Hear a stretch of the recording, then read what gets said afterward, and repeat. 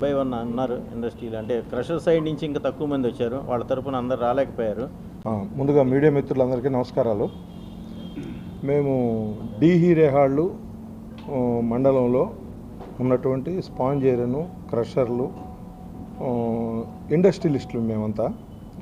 యాక్చువల్గా ఏం జరిగిందంటే 5 years బ్యాక్ వైసీపీ గవర్నమెంట్ వచ్చినప్పుడు, ఇప్పుడు మనం ఇదంతా కలవటానికి కారణం మన మాజీ ఎమ్మెల్యే కాపు రామచంద్రరెడ్డి గారు చేసిన నిర్వాహం.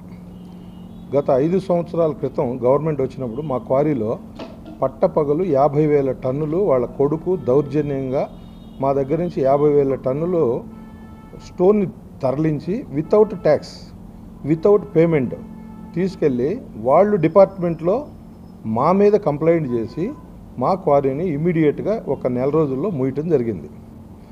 ఇప్పుడు అదేవిధంగా వేరే క్వారీలన్నీ దౌర్జన్యంగా మెటీరియల్ తీసుకెళ్ళి వాళ్ళ పేరు మీద అమ్ముకొని దాదాపుగా 30-35 కోట్ల రూపాయలు అన్ని క్రషర్లు ఆపేసి వాళ్ళ క్రషర్లోనే బిజినెస్ వాళ్ళ దగ్గరే మెటీరియల్ కొనాలి అని చెప్పేసి కండిషన్ పెట్టి దాదాపుగా 30-40 కోట్ల రూపాయలు ఆ రోజుల్లో దౌర్జన్యం చేశారు.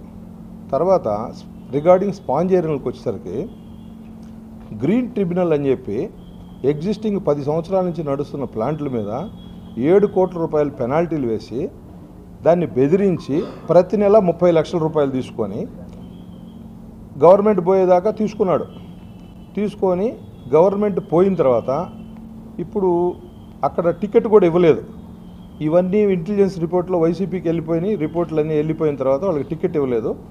ఆ రోజు నుంచి బీజేపీలోకి చేరి ఏదో వాళ్ళని రోజు డైలీ ఏంటంటే ఆ డస్ట్ వస్తుంది, ఈ డస్ట్ వస్తుంది. 15 సంవత్సరాల నుంచి డస్ట్ రాకుండా మేము కొన్ని వేల కోట్ల రూపాయలు ట్యాక్సులు కట్టాం గవర్నమెంట్కి. ఇతను టోటల్గా ప్రతి వ్యాపారం ఇసుక, లిక్కరు, డీజిల్ ఇవన్నీ వ్యాపారాలు చేసి అందరికీ తెలుసు, 2 లక్షల ఓటర్ల మందికి తెలుసు. ఇతని మీద చర్య తీసుకోకపోతే మేము వదిలిపెట్టే ప్రసక్తే లేదు.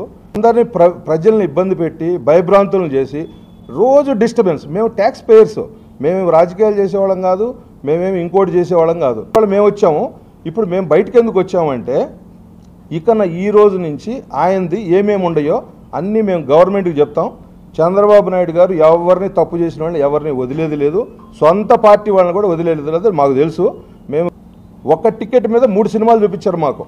కొడుకు, కుటుంబ సభ్యులు, ఈయన మొత్తం కలెక్షన్ చేసింది అందరూ వస్తారు. ఈ రోజున నేను 50,000 టన్నులు నాది తీసుకెళ్లిన రోజున పోలీస్ డిపార్ట్మెంట్ కంప్లైంట్ ఇవ్వకపోతే తీసుకోలేదు. ఈ రోజు నేను కంప్లైంట్ ఇస్తాను. ఇక్కడి నుంచి స్టార్ట్ అవుద్ది. కంప్లీట్ అందరూ కంప్లైంట్లు ఇస్తారు, ఎవరెవరు ఇచ్చింది ఏందని అన్నీ బయటకు వస్తాయి. ఆయన అనవసరంగా ఇదంతా పెద్ద రాద్ధాంతం చేసి టోటల్గా ఇండస్ట్రీ వాళ్ళందరినీ డిస్టర్బెన్స్ చేసి ఈరోజు మేము రోడ్డు మీదకి రావాల్సి వచ్చిన పరిస్థితి వచ్చింది బికాజ్ ఆఫ్ రామచంద్రరెడ్డి.